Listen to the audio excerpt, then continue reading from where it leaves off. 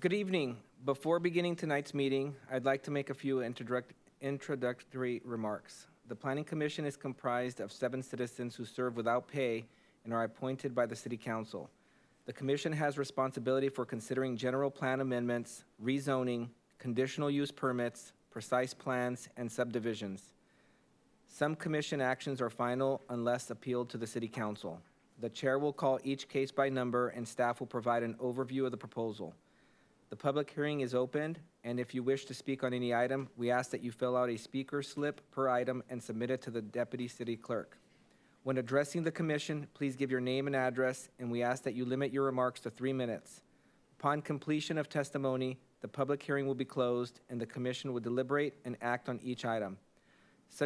Should a request be denied or anyone wishes to appeal our recommendation, the appeal must be filed in writing to the City Clerk's office within 10 business days of our decision. An appeal fee is required. Any visual aids that are used during staff's presentation are to assist the Commission in a clear understanding of the proposal. Visual aids that are used during the applicant's presentation do not necessarily represent staff's position or endorsement of the presentation and are solely reflective of the presenter's views. We ask that all cell phones be turned off, and we appreciate your attendance and participation in this meeting. The time is 6:02 on January 14th, 2026, and I would like to call this meeting of the Planning Commission to order. Deputy City Clerk Zepeda, please call the roll. Commissioner Combs? Here. Commissioner De La Rosa? It looks like Commissioner De La Rosa is absent. Commissioner Felber? Here. Commissioner Jones? Here. Commissioner Sanfilippo? Here. Vice Chair Torres? Here. Chair Leal? Here. Now I'd like to ask Commissioner Torres to lead us in the Pledge of Allegiance. Everybody rise, your hand on your heart. I pledge allegiance to the flag of the United States of America and to the republic for which it stands, one nation, under God, indivisible, with liberty and justice for all.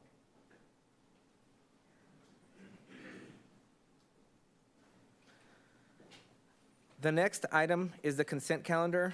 We have item 4.1, approval of meeting minutes dated November 12th, 2025, and item 4.2, request for excused absence for Vice Chair Torres from the November 12th, 2025 meeting. Deputy City Clerk, are there any public comments for this item? There are no public comments for this item. Is there a motion to approve the consent calendar? Make a motion? I have a motion. And I have a, sorry about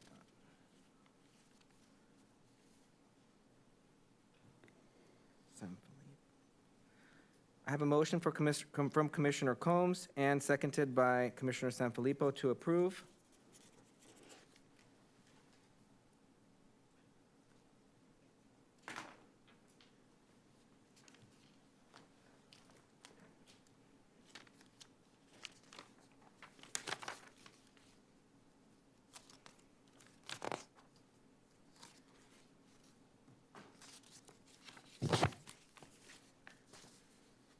The item passes.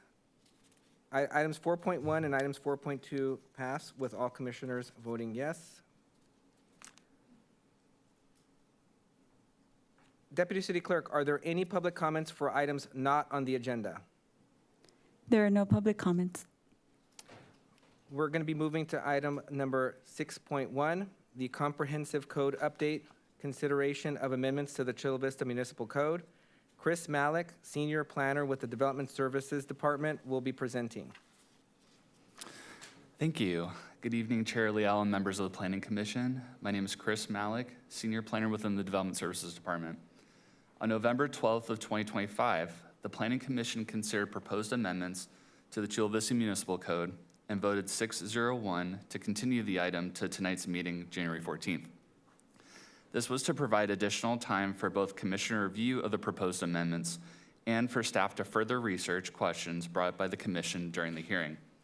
The following slides contain comments raised by the Commission during the hearing with staff's response to each issue. Regarding the topic of changes to Title I, which contain administrative citations and enforcement, the first issue was the readability of the proposed changes and how it was displayed in the strikeout underlined format. Staff has revised the text coloring of the changes itself and have also included both a clean and stricken out underlined version of the draft City Council ordinance that contain all the proposed changes. The second issue pertained to what a reasonable amount of time meant to abate code violations, and that should be defined. This is already established within Municipal Code Section 1.41.020 as a range generally between 10 and 30 calendar days, depending on the nature of the violation or violations. However, immediate corrections may be required for violations that can be easily corrected or present an imminent risk to health and safety. Additionally, a code enforcement officer may also extend the compliance timeframe if appropriate or needed. For instance, if a building permit is required and licensed professionals need to be retained to prepare plans and reports. Staff from our Code Enforcement Division are also here and available to discuss the justification and reasoning for this process. And last issue that was raised was justifying the existing grading violation fees within the code.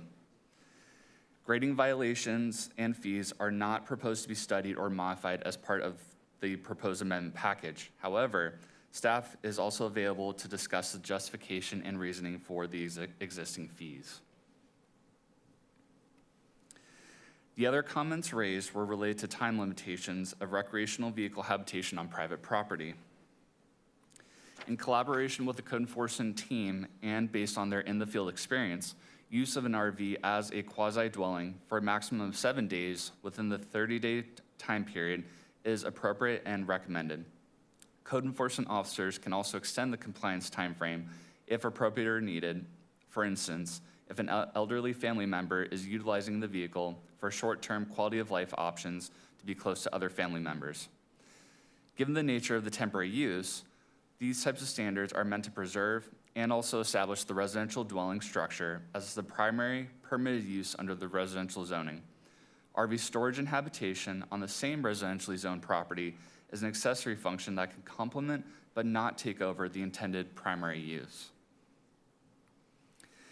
Staff recommends that the Planning Commission adopt a resolution recommending approval to the City Council to adopt an ordinance approving the comprehensive revisions to the municipal code. I do also want to add for the record that within Attachment 1, which is a draft Planning Commission resolution, that on the first page that it incorrectly lists that the prior vote on November 12th of 2025 as 600 when it should be 601. Additionally, within Attachment 2 of the strikeout underlined version of the draft City Council ordinance, on pages 2 and 6 of the document, the title of Municipal Code Section 1.41.060 should say reinspection and not reinspection fees. Both errors will be corrected and revised when the item is presented before the City Council. This now concludes staff's presentation, and we are available for any questions you may have. Thank you. Thank you, Chris. Are there any questions from the commissioners? At this time, I would like to emphasize to all of the commissioners that we are only asking questions, and please hold any comments, deliberations, or other statements until after the public hearing.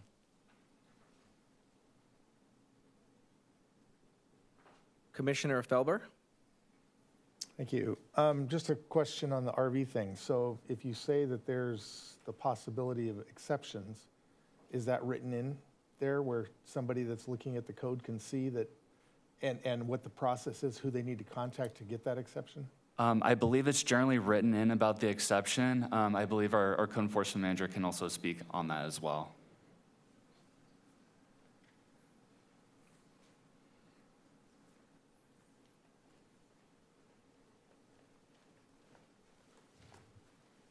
Good evening, Brian Catacuton, Code Manager. I could give you a few examples and exceptions. We've had instances where you may have a fire at a particular property and, they have to be displaced temporarily. So, we will accommodate that kind of example. But ultimately, the decision is made by myself in conjunction with our deputy directors and directors. But how does a person know that they can get an exception and who to contact to get that exception? That's the rub. Because we wouldn't know either unless really somebody complains about somebody living in a trailer, just because we don't keep track of everyone living in a trailer. So we really depend on the community members to call us to kind of put in a complaint about somebody living there. And then we find out the details and act appropriately. Okay, so it's kind of found out by accident, and so somebody that wants that exception wouldn't find out until they got complained on, and the city came, and then they said, well, here's my circumstance, and then that's when you'd address it? Correct. Yeah, there's no formal process with like a permitting process with these RVs at the moment. Okay. But the code, the way it's written, doesn't provide for a possible exception, correct? I believe it does, generally speaking, but not, it doesn't say like you can get a specific extension of an X amount of days. The code that we're looking at tonight I allows believe, for that? yeah, I believe so. I believe it's within the section 1.41. Okay. All right, thank you. Can we double check that just to be sure, though? Yeah. Thanks.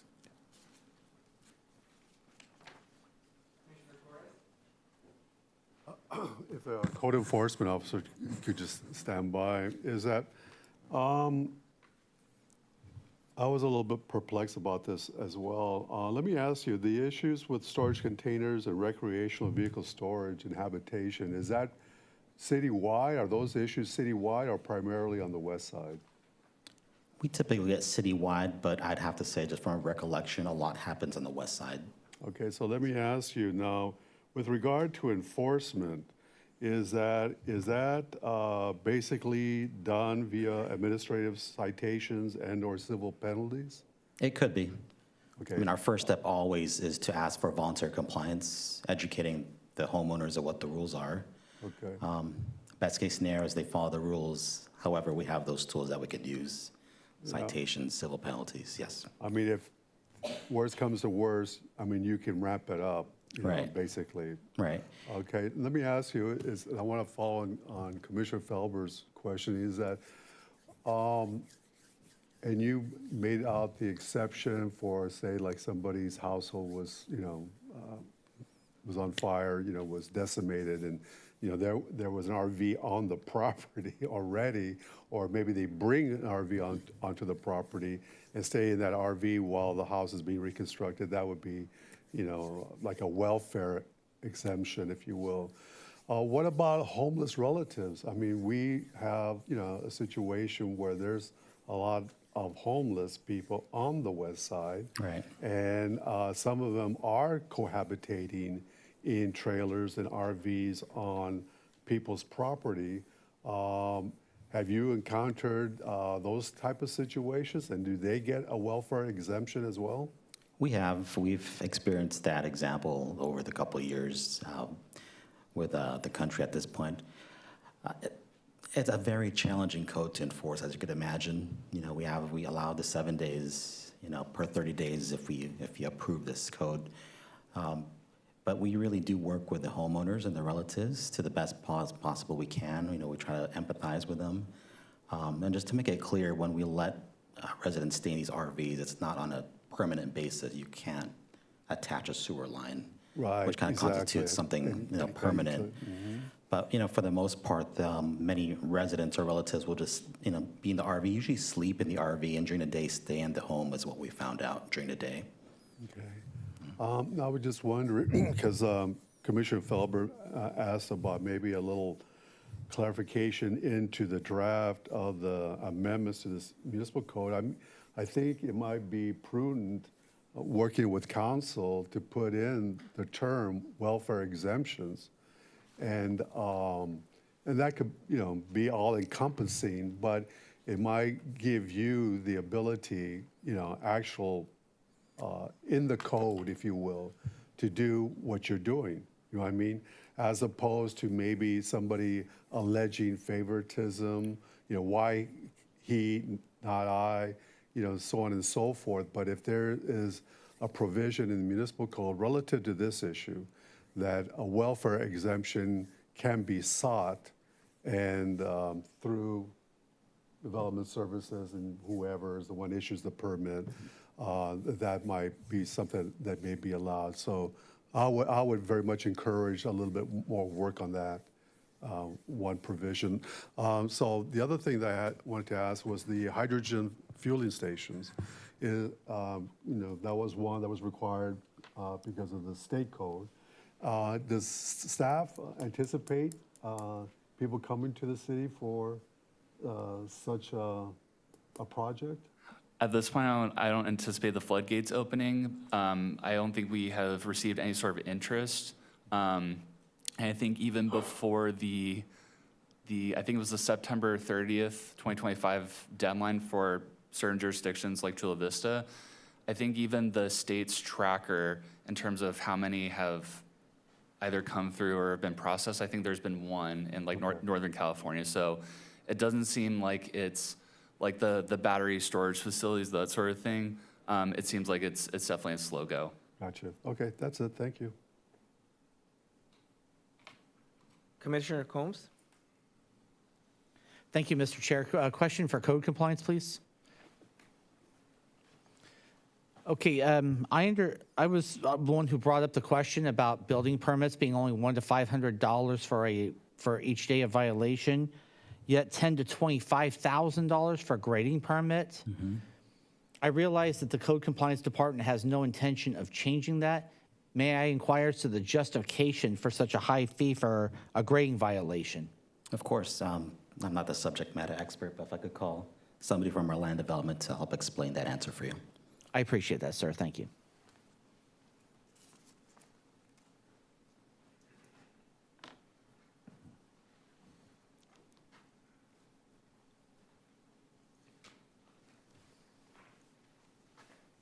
Good evening, Chair and Commissioners. My name is Jaime Campos. I'm Principal Civil Engineer with Land Development.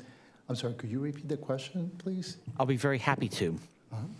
I've noticed, and I'm the one who brought this up, that it was $100 to $500 per day for a building code violation, yet $10,000 to $25,000 a day for grading permits, or for violations, excuse me, of grading regulations. I understand that you don't intend to change that, but may I inquire as to the justification for such a high amount for grading? Yeah, so the grading, I think what I notice on the code right now is that if it's exceeding 250 cubic yards of soil, which is what triggers the requirement for a grading permit, I believe those are the fees for that, right? But then I think there's a lesser amount if you're under that, and that's just if you're not triggering any of the exemptions. I believe for that is, there's a less amount, at least what I've noticed in this code update here. Well, I understand that, and in fact, I seem to remember that for 1,001 or more cubic yards, it goes up to $25,000. It's significantly less for, say, 500 cubic yards or something like that. But I'm seeing you're almost taking it and squaring the amounts for a grading permit. And suppose I don't know that I'm not supposed to be grading my property.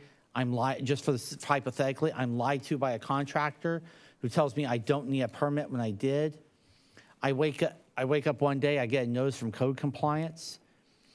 I get $10,000, or say $25,000 the first day, $25,000 the second day, and so on. And in a fraction of time, I have to sell my home just to pay those fees. And I'm curious as to why we charge 5 figures for grading. Yeah, and I may need some help here for the actual fee that is in there. But my understanding is that if there's a need for a grading permit, we work with the applicant on, letting them know, or the citizen, that there's a need to get a grading permit, right? So then they come in, they work through that with our group, and they pay the fees to get the issuance of the permit. I think we do work with citizens, correct me if I'm wrong, if they do that within some limitations of time, of course, to get the permit issued, there's no fee. We don't go inside them, because by then they're actually paying to actually get the permit issued. And I certainly appreciate you working with the public and trying to resolve this without charging fines. I'm just curious as to why not say $100 a day for 500 cubic yards, or $250 a day for 1,000 cubic yards. I'm curious as to 5 figures for grading, but 3 figures for building. It has Rebecca Bridge for Deputy Director for Development Services. that has to do with scale. So if you're talking about 250,000 cubic yards, you're talking about 7,000 school buses full of dirt.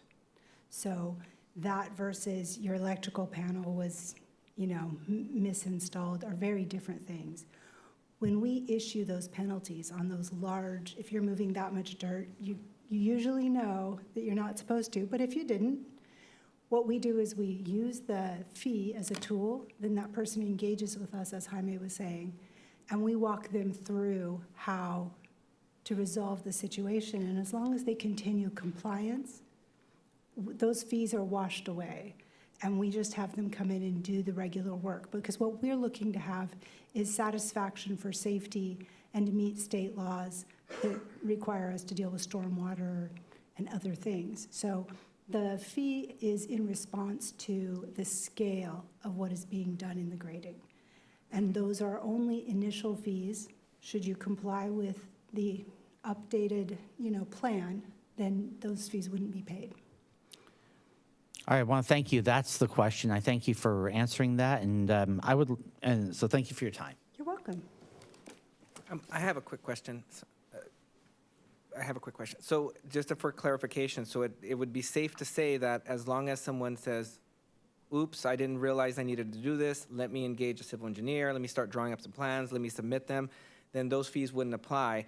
But if someone says, I don't need to deal with you, slams the door, doesn't respond to any correspondence, those guys are going to get the liens and the fees hit because they're just completely not complying at all or attempting to comply. Is that safe? Correct.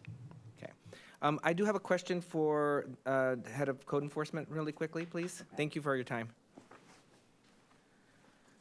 In relation to the RV situation, which is obviously a very sensitive subject, being that we have a housing shortage, we have a homeless crisis here in California.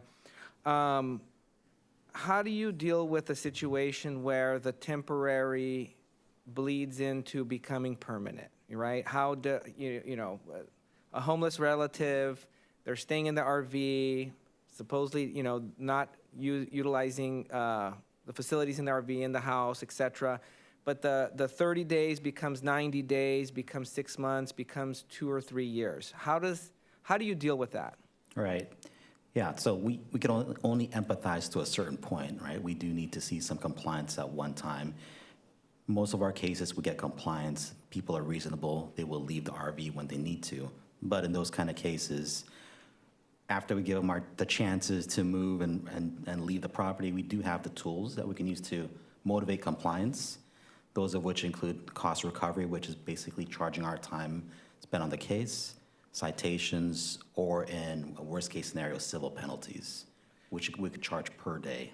And what about a situation where someone is caught living in an RV and they say, okay, no problem, we'll leave, and wait a week or two, and they're back in the RV, and you get a call from the neighbor again, and that happens 2, 3, 4 times. I mean, I personally have seen that situation where compliance happens for a week or two, the whole, let's let things die down, and then we're right back at it. How does that happen on multiple code enforcement referrals from neighbors, et cetera? Sure. So we're talking about repeat offenders. Exactly. So we do have those. So in our code, if you look at the civil penalties section, there is a justification of how much we could fine a property owner. One of which I could think off at the top of my head is duration and just the repetitive violations they're having. So if we find a case like that, we can go ahead and issue a larger fine and not start at the very bottom and starting over the fines to try to get that compliance. So we're really trying to motivate compliance by hitting their pocket at that point, because we can't forcibly remove somebody unless it's an immediate health safety issue. So our only main tool really is administrative fines and penalties. And what about a lot of these end up putting in sewer cleanouts and sewer connections, right? I mean, how does that get addressed? You know, surprisingly, with those kind of cases, they will remove that instantly when we're there. Not to say that they may attach it again when we're not there. But yeah, we're very limited with our resources. So what we see when we go there during a site visit or maybe just a random drive-by is what we can find. Yes, but that is very challenging because one day it could be removed, the next day it could be plugged again. So we really rely heavily on neighbors to let us know what is happening. As you can imagine, we have several dozen of these kind of cases throughout the city. And it's really hard to imagine follow up on every single one. And would like an extension cord being used as permanent wiring, would that be considered something that is imminently possibly a health or safety issue, being that it could be a fire hazard? Technically, yes. It can't be used as permanent wiring, but if I were to see it within 7 days, I don't think our building official, I don't want to put words in his mouth, but would be too excited. But we usually ask them just to unplug it at night or unplug it at certain times. But that is one of the challenges we have because they need to plug things in while temporarily staying in the RV for fans or TVs or whatnot. So yeah, I admit that it's a challenge. And then my last question is, what about situations where the RV is put, let's say, in the backyard, and it's permanently fenced in? So it becomes a situation where it's very clear that thing's not moving. It's not necessarily being stored for a trip later or whatever. Like it's fenced in. I mean, I've seen that situation also.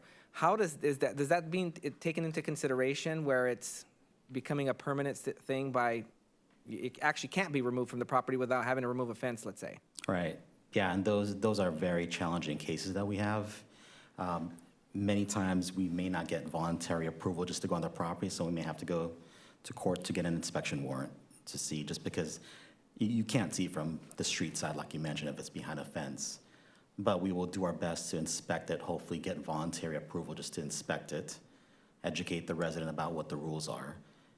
If they don't comply, then we do have the ability to do the inspection warrants to go back there and inspect and apply the same rules to them, whether it's parked on the driveway or parked in the backyard. Got it. Thank you. I appreciate it. Okay. I think we're good with questions at this point.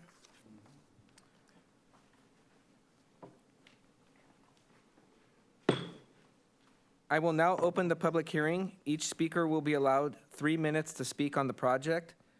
Deputy City Clerk, I have one speaker slip at this point in time. Are there any others? There are no additional public speaking. So I call Chris Nauman.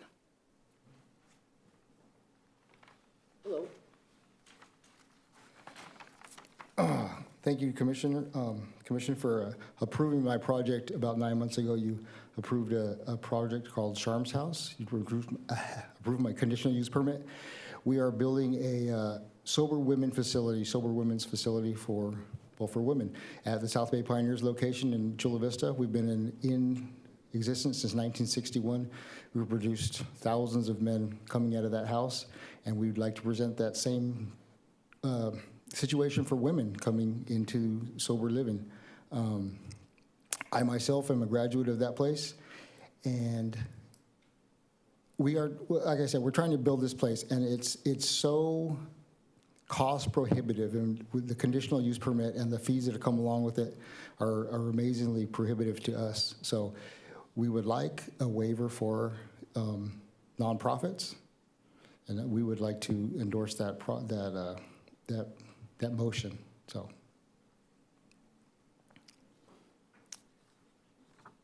Okay. Thank you, Chris. Okay. We appreciate it.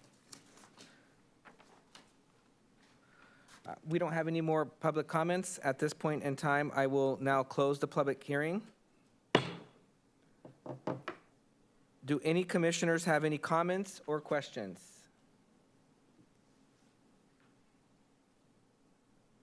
Commissioner Sanfilippo.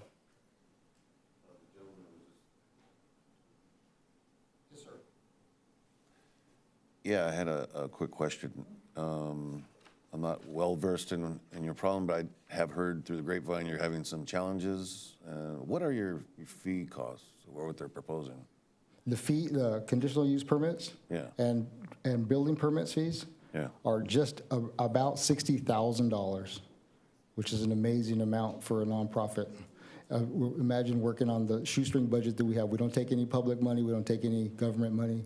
We're all on self-supporting and working off donations and the money that we raise there.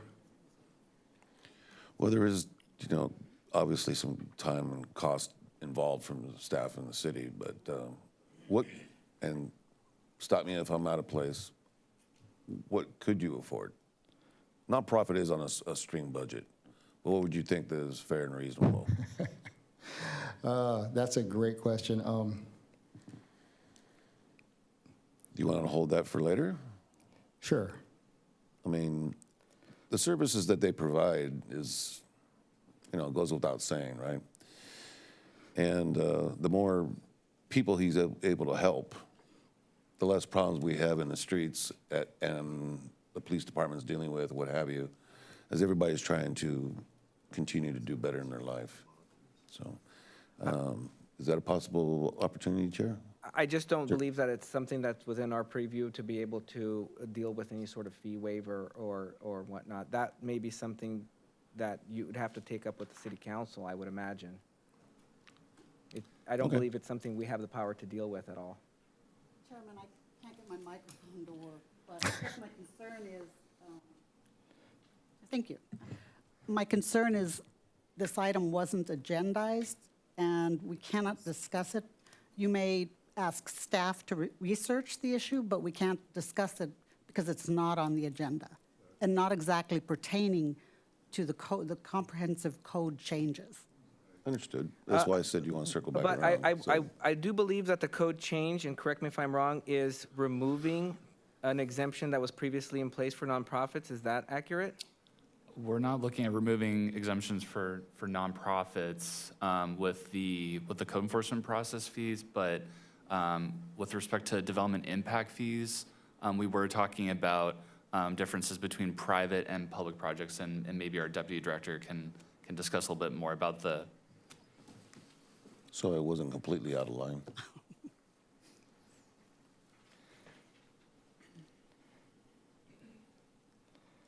So development impact fees are regulated by the Mitigation Fee Act at the state of California. The state of California doesn't allow us to exempt even our own CIP projects nor nonprofits. This was an exemption that was added to the code before the Mitigation Fee Act was updated. So what we're doing here is just making the code compliant with state law. So it's not a jurisdiction within the city that we can alter. It's to comply with state law, the reason that we're removing that section. So it sounds like I would say that it may be something that the city can't do because it's coming down from the state, unfortunately. And so if that is the case, I would advise maybe there's grants or some other funding source that may have to cover that. But it sounds like it's not something that we have a power to deal with, and even city council or anyone at the city, frankly, would. I seem to get that. I seem to get a lot of that. We We have our love what you're limitations. doing, and I know you're great for the community, but we're not going to help. I mean, I know you're not saying that, but I've gotten a lot of that from every direction, so. Yeah, unfortunately, that may just be the case, that our hands are tied and the city's hands are tied. Okay, I understand. Commissioner Combs? Thank you, Mr. Chair. I believe we're talking about the fee schedule. Well, actually, we're not talking about that. We're talking about the updates to the municipal code. I appreciate the explanation as far as to why it's so extensive for grading permits. I was going to say excessive, but I don't think that's the case given the explanation I heard. First of all, let me start by saying that I appreciate development services working with the public and giving the benefit of the doubt to the offender as much as they can. That's the heart of due process.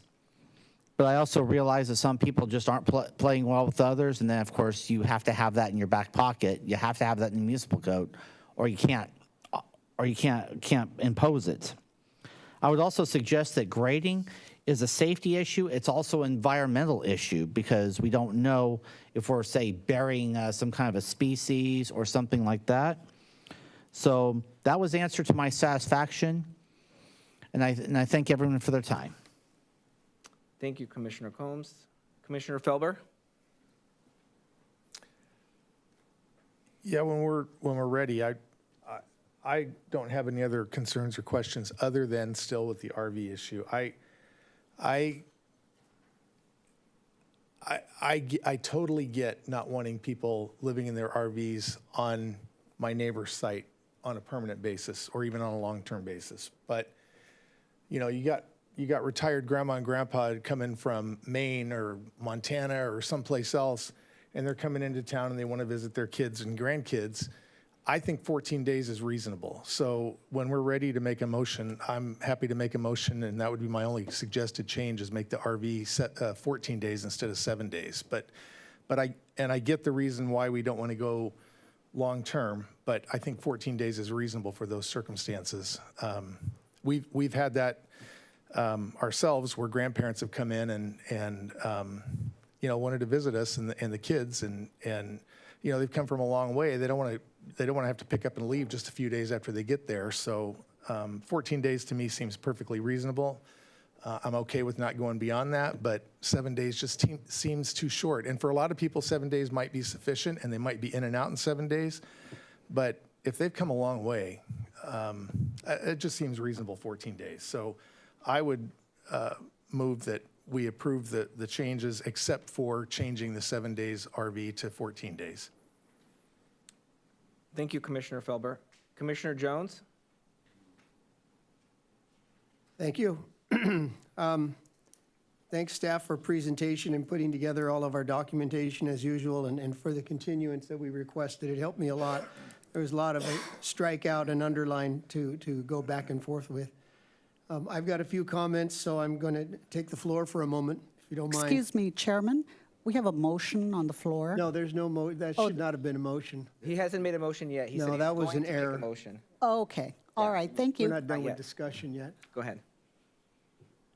A few comments I would like to make on, first, we are discussing tonight development impact fees. And it's on the agenda, and having to deal with exemptions.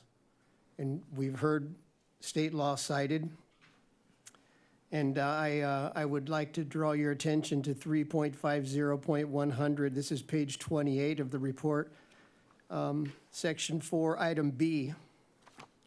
If I'm reading this right, staff, help me if I'm not, please. Nonprofit community purpose facilities may be exempted from the fee only if the city prepares and adopts findings demonstrating the proposed development will not generate measurable public facility demand, or that the public benefit warrants city subsidized payment of these facility costs. So as I'm reading it, item A says that public agency buildings will not be exempt, but under item B, nonprofit may be exempted. Am I reading that correct? So we're allowing a clause for that to occur under certain conditions? The condition would be that there is no impact to the community. Well, it doesn't say no impact. I'm just reading, it says, if the city prepares and adopts findings that it will not generate measurable public facility demand. So, yes, Okay, I so stand corrected. I'm glad I understood that. So there is still a way for under the new language that's being proposed currently by staff, there is language for nonprofit community purpose facilities to be exempted from development impact fees if certain conditions are met. So my comment would be where it says they may be exempted if the city prepares and adopts these findings. And I would question that and even challenge that to the degree that this preparation and adoption of these findings has to be a cooperative effort. And I'm asking staff to revisit this.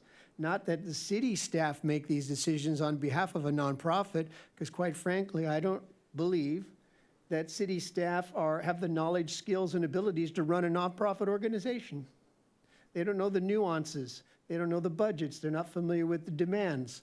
And that I agree there should be a report and you can adopt some findings, but I'm going to ask staff to look at some additional language that might include a more cooperative effort with the client, with the applicant, so that we can all understand what this measurable demand might be. And that's the other word that kind of bothered me, measurable demand. That's vague, undefined, in my opinion. as an architect who's been doing this a long time, that I'm not sure what exactly the answer might be tonight, and we may not find it tonight, but I think staff can look at it and perhaps identify some sort of limits that we can tangibly measure, whether that's a sewer impact, or whether that's a traffic impact, or whether that's an emissions impact, or a noise impact. There are different ways that we can measure certain things. I know the code is full of them. I follow measurements all the time. And have a more determinable number that might reflect in a report or a study by a licensed professional that can examine these things and submit such a report to staff for review and working together with our community, because these facilities are necessary. You know, they just are. Whether you've experienced it in your life or not is somewhat irrelevant. The truth of the matter is, somewhat like cancer, everybody knows somebody that's had it. Everybody's life is affected, you know, through 6 degrees of separation, whether it's drug addiction, alcoholism, homelessness, cancer. So these facilities, these nonprofit organizations are definitely beneficial. The city's not going to step up and do it, nor should they. That's not their job. But there are people who have big hearts, and they have visions, and they have purpose, and they have meaning in life, and that's what they want to do. And I think as a city, we should be finding ways to support them rather than be punitive and punish them. And I can speak to the value of a nonprofit that has to spend $40,000 in development impact fees. I think we got a little sidetracked in some of that conversation. These are not design review fees. These are not CUP fees. These are not administrative fees. These are not plan check fees. They're not building permit fees. These are development impact fees. And when you've got people going into a facility that are already residents in the city, they're already paying taxes, they shouldn't, the facility providing the service shouldn't be doubled down upon asking for more money by serving the very people that already exist in the city. And I think that's punished, is what that is, as opposed to rewarded. So again, changing some of that language in item B to be more inclusive of not that the city will prepare and adopt the findings, but the city will work along with the client or the applicant in a cooperative manner to determine these measurable effects. And then the city can take those impacts and find some other benevolent way or some other portion of the budget. And I agree, not spreading them across through other public projects. The other thing that I want to, on this topic, there's some language, so many notes, that there was some strikeout language that I think should remain. Oh, sorry, that's in a different topic. Okay. And then also, that's 3.50.100. And the next page, it goes into, or the next section, 3.54.100 is kind of a repetitive paragraphs as I'm reading them. If that right, staff, it's pretty much the same language as I read it. It's just a different section of the code, and I don't quite understand why it appears twice, but all these same comments would apply there to change item 3.54.100, item B, in that same manner. There's another line in here that I have to point out that just caught my attention. That was a strikeout line, but nonetheless, this is what used to be or currently is in our ordinance. Inasmuch as these institutions provide benefit to the community as a whole, I think that needs to be taken into consideration more deeply by staff. And I think that language, that line needs to stay in the ordinance somehow, because there is benefit, because these services wouldn't be provided were it not for people like nonprofits, whether it be, Salvation Army or Father Joe's or other organizations of that nature.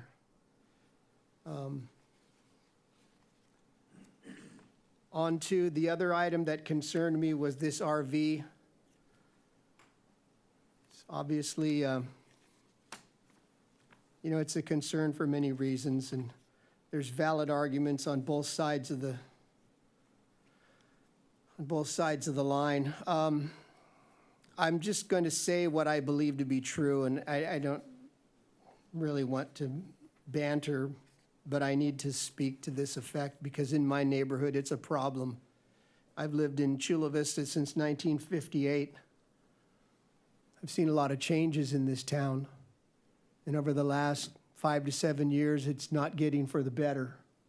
And I'm very disturbed by people parking RVs in driveways and running extension cords, for instance, to a facility that on an RV park, if somebody took their RV to a park and they rented a hookup, it would probably be at least a 50-amp dedicated circuit and protected with GFI ground fault interrupters to handle the load in today's RVs. These are massive structures. They're not just little buses anymore. We're not dealing with Volkswagens from the 60s, you know?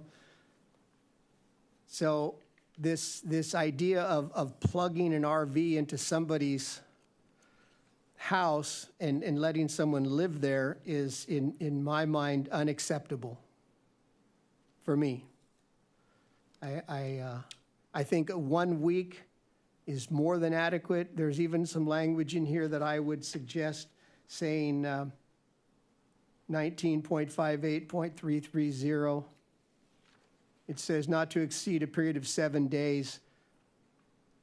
I might suggest 7 consecutive calendar days. Okay, let's get specific about this. No more than 1 motorhome under item A.1. No more than 1 motorhome or trailer can be parked at any time, not 2 motorhomes.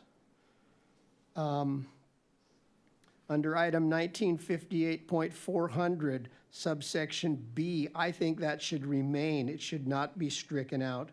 And under B1, I think that should remain also, and it should be edited to say 1 motorhome.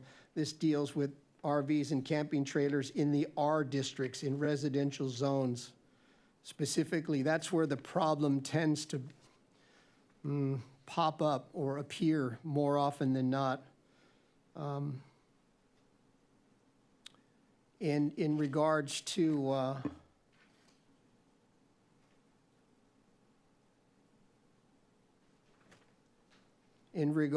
that power thing, again, I can tell you from personal experience when we get a building permit these days and we go through the California Building Code and we have to comply with these measures that are in that code, things such as an electric range have to be on a dedicated 20-amp circuit.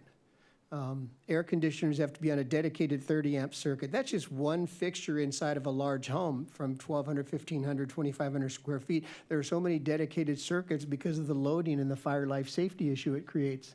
And then you pull an RV up to next somebody's house and you plug this thing into a house that's about, 1960s, 100-amp panel, and you've got no dedicated circuits, you got no GFI in the house, and you want to go plug this 50-amp hobgoblin of electricity machine into this old house. They should be made, for me, to get a permit. And this may be whatever you think it might be. I'm just telling you how I feel about it. They should not be allowed to plug an extension cord into the house. There should be an inspection by a city inspector when somebody wants to park an RV, whether it's 7 or 14 days, onto a house, that the existing panel be a minimum of 200 amps, and that it have a dedicated 50-amp circuit for an RV hookup. I know when I did my electric vehicle charging station in my garage, I was required to get a 50-amp dedicated circuit. It cost me almost $1,200 to run from my panel up through the attic to get an electrician out there and bring it down in my garage and do all those things required just so I could plug in my electric car. Now think about an RV that's 27 feet long and it's got all the bells and whistles in it, and you're going to go plug it into a 100-amp panel that has no GFI. I think there's incongruous applications, and I think we should be more demanding of people that want to park at a house instead of an RV park down the street and around the corner and pay money and all that. I can appreciate, I have grandchildren too. But we need to think about the fire life safety issue that presents to the average aged home in Chula Vista, particularly on the west side. There's a lot of homes that are electrically substandard. The other side of this was portable storage. Oh, before I leave the recreational thing, there's sections of the code that says where it can be parked, what the ground has to be, dust-free. There's a lot of language, and I don't want to get caught up in the minutia. But I've seen it more than once where these RVs are parked and jammed right up next to the sidewalk, sometimes even overhanging the sidewalk. Boats in their trailers because people don't want to pay for an RV storage or a boat slip or a boat storage. They're parking sideways in the driveway and their trailer hitches are sticking out in the sidewalk for the general public to be injured over, city lawsuit, and they put an orange cone and think that's okay. I say it's not okay for our community. And I would ask staff to address those issues in this language before we make any sort of motion to adopt this ordinance. And the last thing in a similar vein would be these portable storage shipping containers. There's some strikeout language under 1958.445, and you're striking out the size of the container. I don't think it should be stricken. I think there should be size limits on here. And the shipping container, and you're striking out the size of the shipping container. That needs to stay. We need to put limits on people. You give them an inch and they're going to take the whole yard. I see it happen all the time. I'm an architect. I travel around, not just Chula Vista, but other cities, and I measure homes and I look at the despicable things that people do in the name of getting away with their stuff. And I think in Chula Vista, it doesn't reflect well on the second largest city in the county to be allowing this stuff to continue. And I don't know if code enforcement is still here. I'm glad to see Brian. We go back a minute or two. Good to see you, my friend. I hope you can exercise all of your options that are available to you to put an end to some of this violations. I don't think shipping containers also under item B, shipping containers should not be allowed in R zones. I think there should be some language in there. You can have a storage container. We know pods and they're for moving and so forth, but I've seen those things sit there for months and months and months and they're not moving anywhere. They don't want to pay a private storage yard or go rent a booth somewhere. Shipping container, quote unquote, should not be allowed in an R zone. And they should not be allowed under item C2. They should not be allowed to project out over sidewalks. If you're going to put them in the public right-of-way, you're going to be in the street, and you should have a permit for that, and not become a life safety issue for vehicles and bicycles, let alone pedestrians on the sidewalk.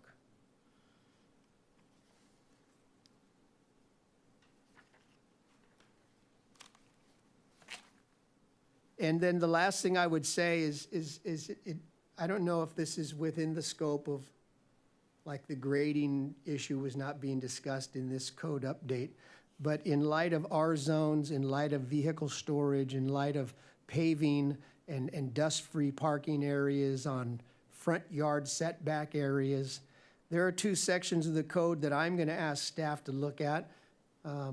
One is under prohibited parking, Chula Vista Municipal Code 10.84.010, 020, and 030. It talks about vehicles parking in the front yard, and there is such an abuse of this going in our city. I walk around my neighborhood, and some of these yards look like a small used car lot. And we don't even have to get into the non-operative vehicles with the flat tires and the windows and the weeds and the vermin and all that comes along with that. I really think we need to take a look at that. And the other thing that I would say, lastly, is paving in the front yard. There's a section of our code, I know it's been there for years because I abide by it with all my projects for all my clients, and I'm the bearer of bad news more often than not. but it's Chula Vista Municipal Code 19.62.150 that clearly states the maximum allowed paving area within a front yard is no more than 50%. And again, I will just use my neighborhood, and I live up on East J Street. There are dozens of homes all over that neighborhood with 90% paving. I don't think it serves our community to have 6 cars parked in somebody's front yard. There's a driveway, there's a garage. Whether they park in their garage, I'm not going to get into that. 2 cars in the driveway, call it good. Curb parking, call it good. You can't go paving 90% of your front yard to pull in 17 cars because all of your neighbors and your relatives are living with you now because there's a big rent crisis. That's inappropriate. So if we have a section of the code and we're not enforcing it, change the code. And if you're not going to change the code, enforce the code. I know all my clients have to do it. I know I do it. I don't see why everyone else in this citizenry of our city can't do it as well. And I thank you for accommodating my long-windedness tonight. Thank you, Commissioner Jones. To clarify on 19.58.445 C1, it does look like the shipping container shall not be allowed in any residential zoning district except in conjunction with an active construction permit. So I do believe that you don't have the right to have a shipping container on a residential area other than during the process of construction. So I believe that that one is addressed. Okay? Commissioner Torres, you're up. Was San Filippo before me? Oh, excuse me, Commissioner Sanfilippo. Yeah, I was being patient. He was talking about the VW bus, and I was thinking of Scooby-Doo. I'm just playing with you, Tim.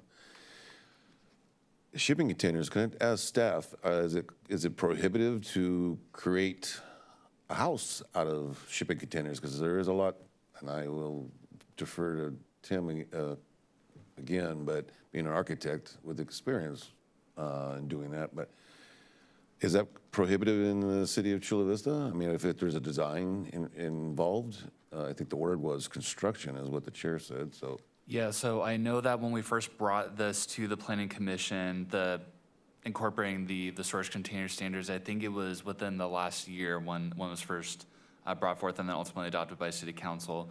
There was a thought, and I believe it was discussed about transforming, doing like what's called an adaptive reuse of storage containers into like dwelling units or something like that. We didn't factor in at the time because we were just worried about him working with code enforcement, actual storage containers being placed on people's properties and in the backyard, not necessarily as like a construction method. So that's something that we can definitely look at in a future update in terms of alternative construction methods. But right now it's just focused on like storage containers being used for storage purposes, for in the driveway as associated with a building permit or grading permit, that sort of thing. Because I'm obviously not clear on this, but if it's in their backyard and not in the purview of the public's eye or line of sight, are we not now violating privacy? Looking in people's backyards or seeing something as we fly over it or whatever? I mean, I have a concern with that. I concur with it being an eyesore or a nuisance out in the front, right? Because that's really in the public view. But I'm concerned about the violation of people's privacy for the most part on that particular topic. And I do have, before I get too far away, I have 2 more questions. Do you want to apply to that? So just to kind of reiterate what you're trying to say, you have a concern with the storage containers and then them being a visual concern in the driveways? Or are you talking about the storage containers if they were used as like a building method to be repurposed as a structure? I just wanted to get clarity on that. Both. Both? Yeah, I don't want to be excluded from a building method.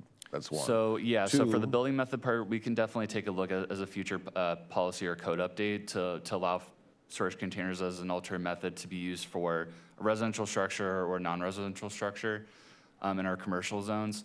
To the effect of them being an eyesore, I believe that there are time limitations within our code that they can only, I think, within a driveway under like a temporary, well, in the street as a temporary encroachment permit, through a duration, certain amount of time, and then even if they're stored in a driveway through, they're called pods, I think they're also limited to a certain amount of time. They're essentially a temporary use, but I know that sometimes people have them for longer, but I believe they are built in the code to not exceed, to alleviate some concerns of they're meant to be temporary as opposed to permanent. Well, I know three of us at one time, we were on the design review board and oversight committee. I don't even think that's existing anymore. They don't see too much of it, but yeah, as modernization and life changes, just didn't want to exclude that from being an opportunity for, and it's not going to fit in every neighborhood, right? It's just, it is what it is, but there's some really good products out there that I've seen and could, could mitigate some of our home crisis and affordability crisis. And, you just have to think outside the box of how to create those, paths. The RV thing, I'm kind of leaning toward Commissioner Filber in a couple weeks, because people they have to drive 5,000-6,000 miles from Florida to come see their family in California. Don't want to put a time limit, but beyond the 2 weeks. And there was some consistency with Commissioner Jones in regards to all the attachments and plugins, and I'm sure code can use their judgment on what looks like it's been, there too long or what have you. And there's a 72-hour moving requirement too, and the tires are tagged out on the outside of the street. But my last thing was Title V, and I don't know if I'm clear on it. Title V on business licenses and taxes and regulations, and also on Title 15. The first time this was brought to us, there was a discrepancy in timelines. It was like the city had so much time, and then the public in the response had half the time. Well, if they need to go get an engineer, or they need to go get some resource to reply to it or respond to it or adjust or get in compliance, the time should be equal. Just plain and simple. It's only fair. I'm not saying take away what the occurrence was, but they should have an equal amount of time. I think one was 10 days and another was 20 and something to that effect. We should just make it even across the board. And then I wanted to piggyback off of Commissioner Combs. Being in the construction industry, yes, there is some cited state laws and requirements, but who sets the bar for the price? Because $25,000 is, we just really need to start looking, if we possibly could, streamlining in all the red tape and all the craziness, or this gentleman here in front of us wouldn't be in front of us, because it'll be a friendly and welcoming and inclusive type of place to build, right? If we make it so many landmines, and I think I'm on the record last time we met, we're going to look like the city next over here on the north, and nobody wants to build there because they're problematic. We want to be reasonable and fair, and I think that's what the second largest city in the county is known for. So now I get off my soapbox. Thanks. Thank you. Commissioner Torres. Well, I must say, when I first came on the city council, the chairperson at that time, Marty Luz will remember his name, but I'm not going to say his name.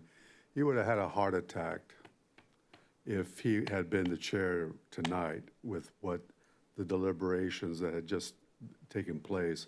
I want to recognize the passion of Commissioner Jones with regard to his oratory on what staff has provided us. But I'm going to give you the perspective of a staff person, who had worked in the city manager's office and a county administrative officer's office. One is I have to remind the commission, we don't direct staff to do anything.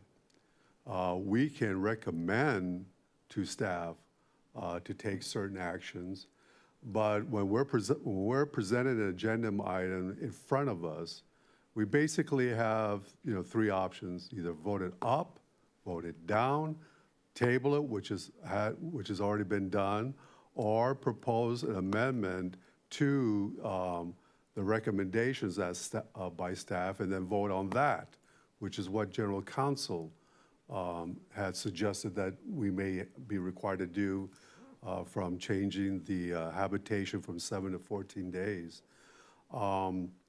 We're not here to write the municipal code.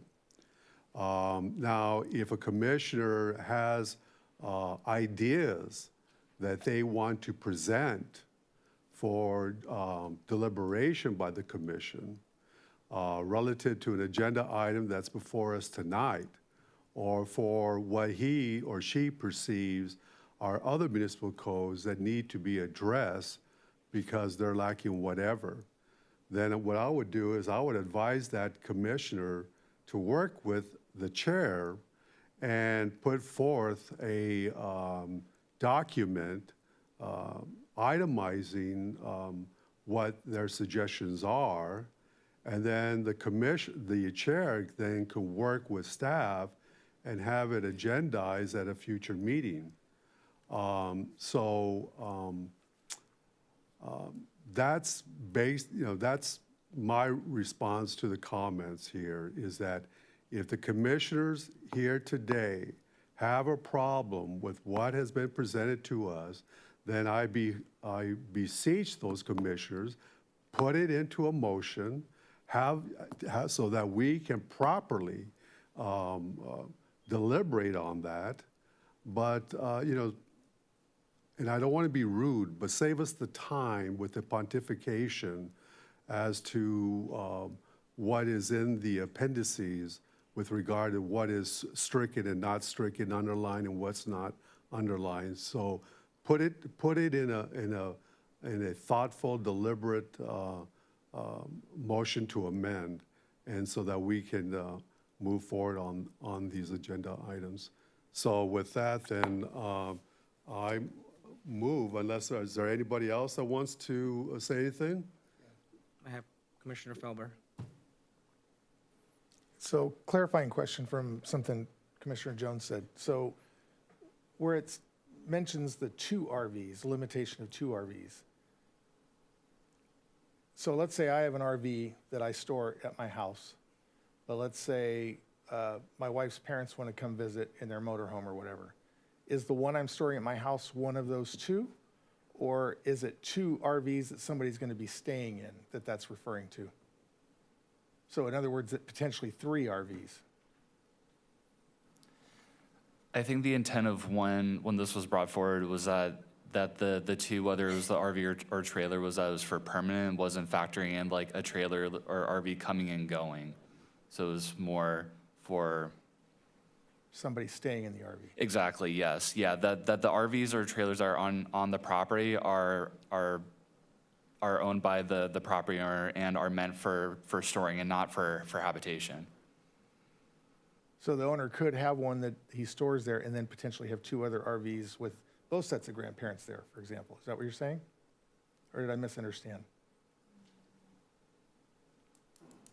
I don't believe that's the case. Let's have Brian weigh in, since they're the ones that enforce that.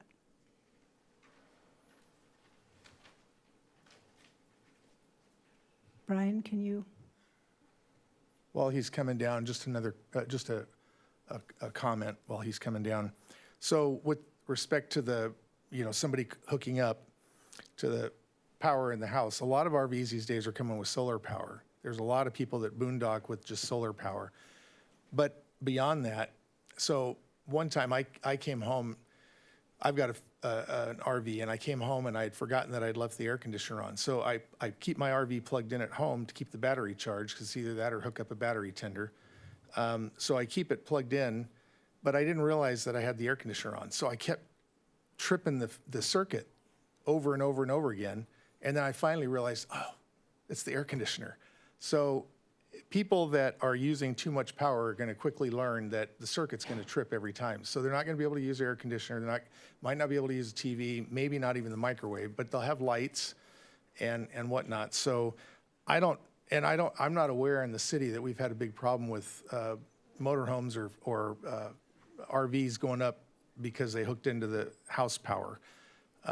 If we have a problem with that, I'd like to know it, but I think the power issue is pretty quickly, and most RVers know what they can power with a 30 amp versus a 50 amp or on 110 hooking into a house, and they know that they're not going to get much with hooking into the house. So hopefully a lot of those people are going to solar or realize when they hook up that, you know, I might have lights, might be able to put a TV on, but it's not going to be air conditioning and blow dryers and heaters and things like that for the most part. So anyway, the RV question. Sure. Thank you, Commissioner Felber. The way the code reads, you can have a maximum of 2. It doesn't matter if it's personally owned RV or a guest. So Okay. you would only have 2. If this situation came to us at a code case, and maybe if I were to give suggestions, they can't get the parking, the right-of-way parking from our finance department. Their day passes, I believe you get a certain amount per year to be That's able for to the park on the street. street. Yeah, right. So Okay. that's kind of a way to get around having more than 2 on private property. Okay. You can also have it on the right-of-way. Yeah, I don't know that when he raised that, I thought, yeah, I don't know if it's potentially up to 3, that might be a little crowded on most properties. But you know, if I'm storing one and then I got my, you know, one of the grandparents coming, two would be necessary in that case, and I think reasonable. So, so thank you. So I guess with that, I would move that we approve these with the revision of 14 to 7 days for the RV. Can we hold off on that 1 second? We still have Okay. Commissioner Jones, did you have something? Just a question that I missed, and this is just a question for staff, is that in your report, you cite the Development Oversight Committee comprised of developers, business owners, community organizations, engineers, architects, and contractors. This group had a kind of a bite at the apple here, is that correct? Before all this was presented? Yes. Is there a way, or is it appropriate, and because I don't know, that we as planning commissioners can receive a list of those, of that attendance group? Who constituted that oversight committee and what their professions are? I would think that's fair. Is that, If there's no is that a objection from reasonable my, request? I believe that it's a public body, so we can either give you the direction to where to get the list or we provide the list for you. Thank you. I'd like to chime in on a few of these items. In regards to the RVs, I want to remind everyone that code enforcement does not have a massive staff driving around the city looking for RVs. And so it's a situation where they are called and someone is filing a complaint about the situation. So the thing that we've dwelled on today and at our previous meeting about the grandma and grandpa coming into town, frankly, is probably one versus the 500 cases of someone, frankly, residing in a dilapidated 20-plus-year-old RV that is in bad shape, that is sitting in someone's yard. That is the issue here at hand. And that is, I think that the focus is what's affecting our city. The chances of a neighbor calling on the grandparents showing up in an RV, especially an RV that's traveling multiple states, probably going to be a lot better shape than, again, the ones I'm describing, are close to zero, frankly. I mean, they're just not going to get the call. 9 times out of 10, let's call it. They're not going to get the code enforcement issue. So if grandma and grandpa are there for 10 days, I would bet money that they are not getting a code enforcement call. The RV that I have personally seen on the west side, specifically on the south portion of the west side, are 3, 4, 5, 6 RVs in a backyard that are in very rough shape. I have also personally seen an RV that was within the side yard setback catch fire and burn a fence of a neighbor, and thankfully the house was not destroyed, but it created a massive fire, a health and safety situation, and I have personally seen that happen. And so that is what the focus is on this. It's just not going to happen where grandma and grandpa are going to get a code enforcement violation 9 times out of 10. And so by extending it from 7 to 14 days, we're going to be giving more leash to the people who are violating this and turning backyards into bootleg RV parks. And we're going to be taking away the power of the code enforcement to do their job. In relation to the shipping containers, this is something when shipping containers came into fad as potential ADUs or units maybe 10 years ago. As a contractor, I've had people ask me dozens of times of how can we do this. They'd have to abide by the California building code. And from what I find, it's not really happening. And so I don't think that that's an issue. And piggybacking from the concept of, well, let people do whatever they want if it's behind their fence in their backyard, the standard shipping container is 8.5 feet tall, and a high cube is 9 feet tall. So it's going to be visible over a 6-foot standard fence. So the fact that no one's going to see it, no one's going to be bothered by it is not really true. And what ends up happening is these residential yards become industrial yards. And they become storage yards for construction companies, for materials, for all kinds of different things. Bootleg mechanic yards, you name it. We've seen it. Code enforcement has seen it dozens and dozens of times. So I wanted to add that. I do have more speakers. Mr. Jones, did you have something? Or you're done? Okay. Commissioner Torres, did you have something to add? No, you took the words right out of my mouth on a lot of this, but I was going to say on the issue of the Development Services Committee, I was going to bring that up under Commissioner comments so we can have a little bit more of a discussion on that matter at that time, okay? And that's it. Commissioner Felber, did you have something to add? Yeah, so I get your concerns, but the multiple RVs, that's what this is going to fix, and it's going to give code enforcement the ability to do that. The dilapidated RVs being on there for a long-term period, this is going to fix that also because it'll only be limited to, in my view, 14 days. And so, and they can only do that, you know, once every 30 days. And so I think this addresses those concerns that you have, and I get not wanting to have, you know, long-term RVs in the driveways next to us. But we all know that there are a lot of difficult people out there, and sometimes neighbors don't get along. So I don't know if it's quite 9 out of 10 you wouldn't get the problem, but it's probably 7 or 8 out of 10 maybe, because there just are difficult people, and they don't like their neighbors, so they'll look for any excuse that they can to, you know, call authorities on them for something or be difficult or whatever. So I just think that the 14 days is reasonable. If somebody's there for 14 days, they have to leave after 14 days. And it's only the one RV, not multiple RVs. And so to me, I just think that that's a reasonable thing, especially if, you know, again, grandparents are coming from a long distance and then you got to kick them out after 7 days and they've been on the road for a week to get there and they got another week to get home or wherever else they're going. And 14 days just doesn't seem excessive, and I don't think it adds any burden to code enforcement. In fact, in some ways, it might make it a little easier because then they wouldn't have to implement an enforcement action on day 8.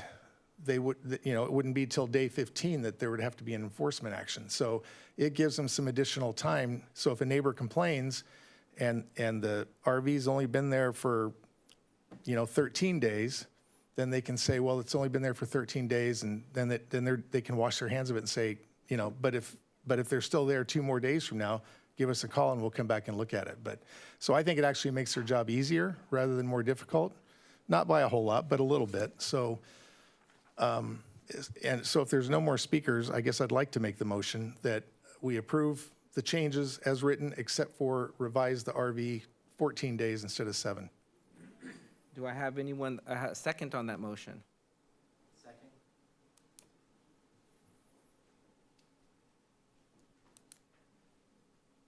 So I have a motion by Commissioner Felber, seconded by Commissioner Combs, to accept 6.1, the Comprehensive Code Update, considerations of amendments to the Chula Vista Municipal Code with the change that the RV maximum days of quasi-dwelling are changed from 7 days to 14 days in a 30-day time period.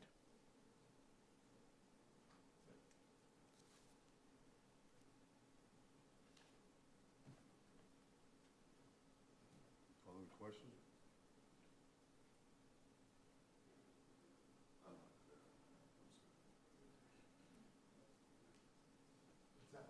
So we are voting on accepting the municipal code change in its entirety, except for modifying the amount of time that someone can stay in an RV within a 30-day period of time from 7 days to 14 days. So there are no other changes that are being proposed at this point in time. And so if you vote accordingly, we have to vote. So if this is something you want to vote on, you vote yes. If it's something you don't want to vote on at this point, then vote no.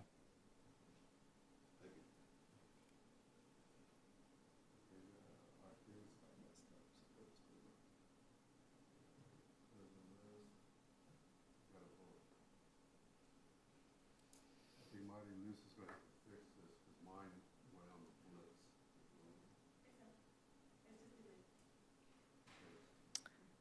So the item does not pass with 3 commissioners voting yes and 3 commissioners voting no. At, Does anybody have any other amendatory proposition relative to this vote? Commissioner Jones, do you have any amendatory language you want to have the commission consider? Thank you, Commissioner. In my position this evening, the length and scope of changes that I would want to see happen would exceed a reasonable motion, in my opinion. So May I ask the commissioner, do you want to table certain sections of the municipal code that were being considered tonight for a future, a separate vote at a later time to have your issues considered? yes, if they were to table the development impact fees section and the portable storage section and the RV, the recreational vehicle section. If you take those off the table and out of the motion completely tonight, I'm in a position to vote on the balance of the changes. Thank you for asking. So, I gotta find those sections here. yeah, so then that would be the motion per the council, and please forgive me, Chair, is that that we would approve all other municipal code revisions except for the 3 that Commissioner Jones had laid out. So I believe that's section 4, section 6, and section 7. Correct? That's correct. Section And you're 4. putting it, So I have a motion Yeah. to accept the municipal code change with sections 4, 6, and 7 tabled, and that is a motion from Commissioner Jones. Do I have a second? Commissioner Felber. I have a second from Commissioner Felber.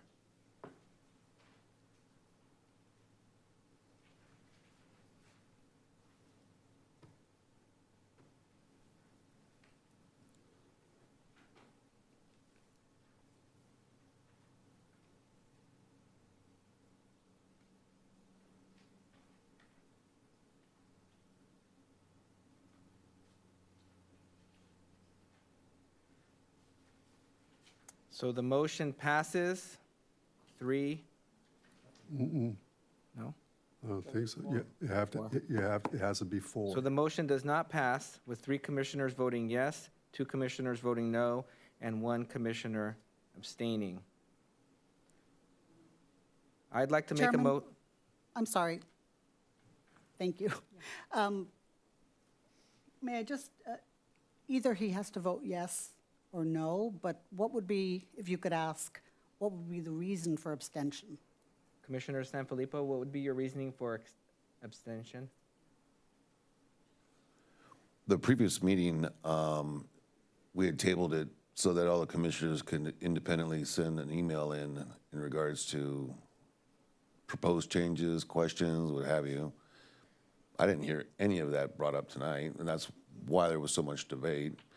So I guess I just don't have a position on it.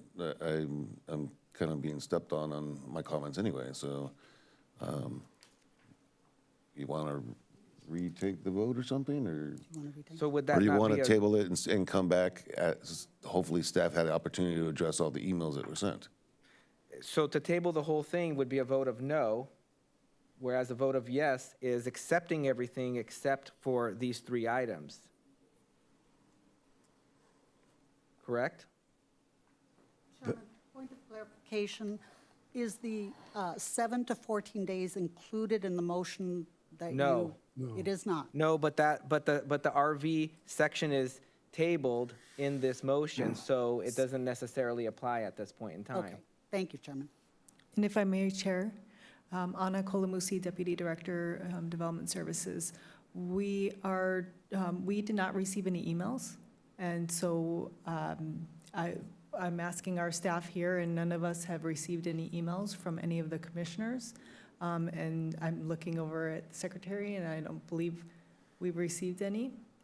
So we would love to see what those comments are, but we did not receive anything. It was to you and Audrey. Mr. Chairman. Sorry, I was just replying to her question or statement. Go So ahead, at this Chair. point in time, we still have, do we need to revote on that motion? Yes, Chairman. Can we set up a revote, please, Deputy City Clerk? Clarity, please, is that allowed in this moment? Are we allowed to clarify something? I see nothing in the staff report referencing emails. I'm sorry, I don't see it. I'm seeing on November 12th, I was at the meeting, it was my request. We voted 6-0-1 to continue the item to provide the commission additional time to review the proposed amendments. It didn't say anything about emailing staff. And for staff to further research questions brought up by the commission during the hearing. I see no reference to any emails or any direction that I received at that meeting that said, Mr. Jones, please email staff with your concerns. So we have a vote on the table. This is to vote to accept the changes to the municipal code with sections 4, 6, and 7 tabled. Please vote.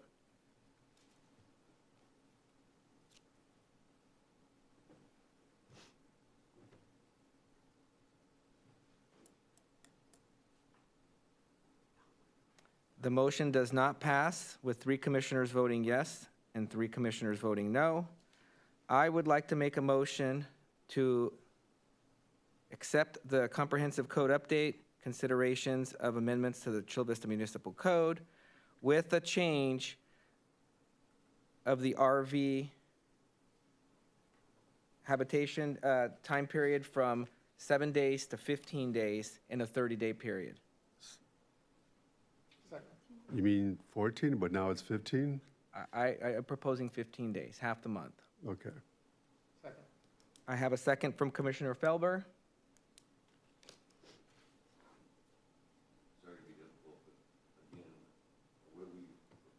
We're accepting everything except for the change of the RV from 7 days to 15 days habitation during a 30-day period.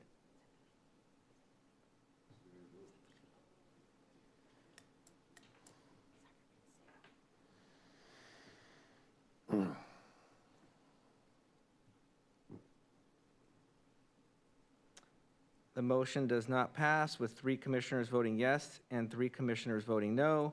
At this time, do I have any other motions? Yes, I move that we approve the revisions to the municipal code as presented by staff and the comprehensive code update as presented by staff.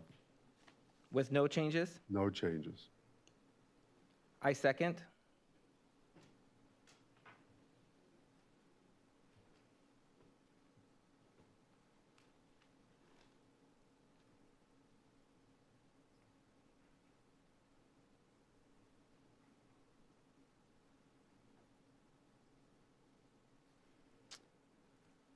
The motion passes with 4 commissioners voting yes and 2 commissioners voting no.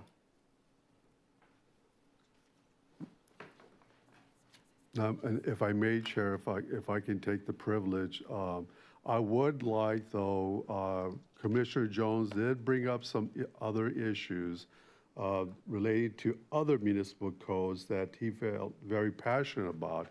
And I want to give him due deference in that matter. So what I would like is for Commissioner Jones then to put that on a white paper, if you will, and submit that to you, the chair, to be forwarded to staff so that they can review the matter and then come back to us at a future meeting. Does that sound amenable to you? I don't see the point. We just voted and passed. They're not going to change anything. No, I'm talking about the other municipal No, code. that's all right. Thank you for consideration. Okay, up to you. At this time, do we have a staff report? Yes, I do.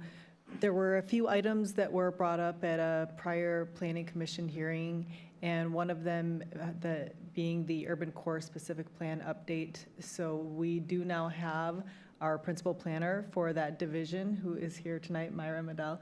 And we have started that effort, and that has been including meeting with our internal staff, going chapter by chapter of the urban core specific plan.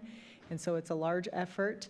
And what the team is going to be doing is looking at options and how to move forward, whether it's going to be one comprehensive update or if we're going to be breaking it apart. So we will have more information late spring that we can bring forward and provide you an update on where we're at and receive feedback. So any questions on that item? Any questions? Sure. So just a question on the order or process of things. So last time we did the urban core specific plan update, we had previously done the general plan update. If we is putting the urban core specific plan, because my understanding is the city intends to update the general plan again soon too, is putting the urban core specific plan first, putting a cart before the horse? In other words, wouldn't any changes to the general plan have impact on the urban core specific plan? That's something that we can look at, but we actually are looking at all of the required updates that need to occur with the general plan, as well as several specific plans and sectional planning areas. So that is a part of the effort in looking at it to see the process moving forward. So in the event we move forward with the urban core plan before the general plan, when the general plan is done, it's decided we want to do something that then has impact to the urban core plan, then we'd have to go back and revise the urban core specific plan again? Is that? You would, yes. Okay. Okay. If that's what we want to do. Okay. Thanks. Sure. And the other items, on January 28th, we do have our hearing. There will be 2 items, the Shops at San Miguel tentative map, and then the Urbana 2.0 adding a condition of approval. So we'll be discussing those on January 28th. What I also wanted to mention is that the Director of Economic Development, David Graham, will be coming at that hearing as well, providing an update on the Economic Development Strategic Plan and everything economic development. So he'll be here for questions that you all may have for that. And then I'm also offering briefings prior to Planning Commission hearings. I'm happy to meet with any of you prior to hearings on questions that you may have about the items coming forward. So I can work with Mariluz on sending out emails prior to the hearings in which you are able to meet with me to ask any questions, and I'm happy to do that. Thank you. That's what I have. Appreciate it. I just want to thank staff for their time in putting together the presentation and making the responses to our concerns and questions from our last meeting.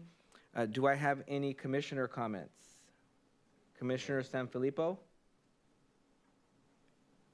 I wanted the opportunity to address staff So that, well, first, actually, I want to reference the vice chair's comment. To avoid, actually, it's full circle. To avoid the Brown Act issues, we can't submit our ideas to the chair because now the chair is in communication with the whole thing. Second, Mr. Phillips was the one that made the suggestion. It's on audio and video from the last meeting. So if it's not in the meeting minutes, then I don't know how the transcription didn't get put. But I did put an email in, and I can disclose it now because you have it.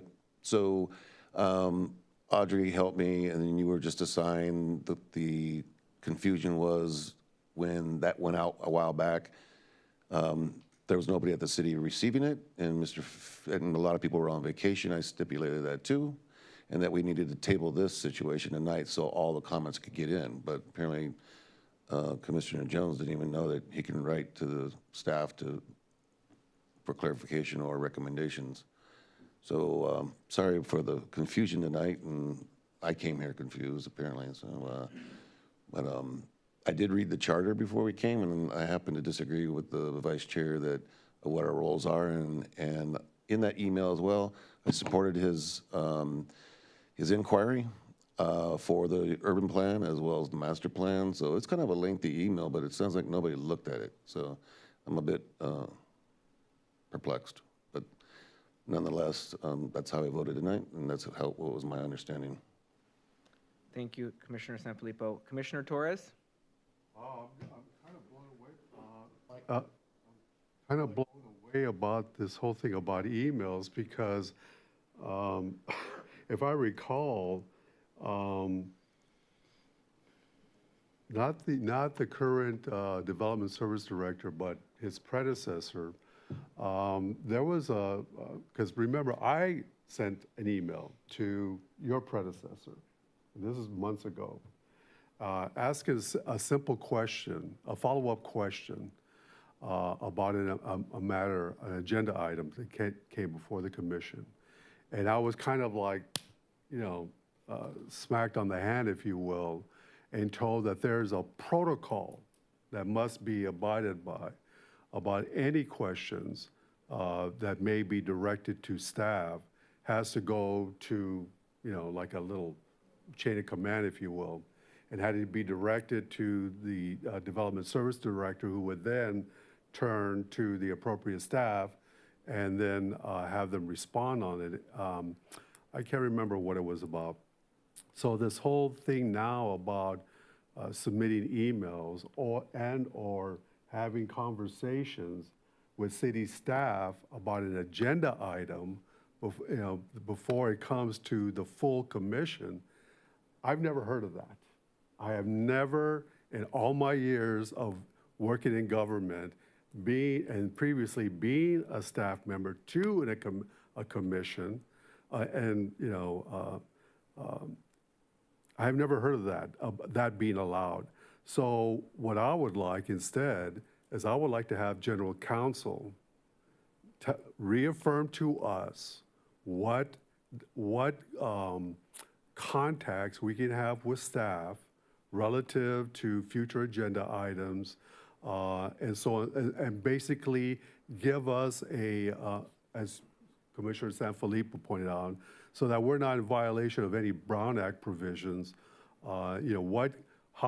How and when can we engage staff about prospective agenda items?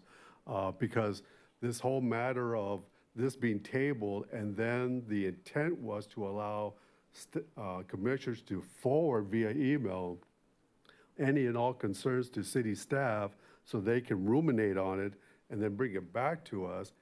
Again, this is a first. And all the time I've been on this commission or any commission, that would be allowed, okay? And, maybe council could even, opine about that, but I think we need to get something from council, again, to give us direction on what we can and cannot do in the deliberative process. That's number one.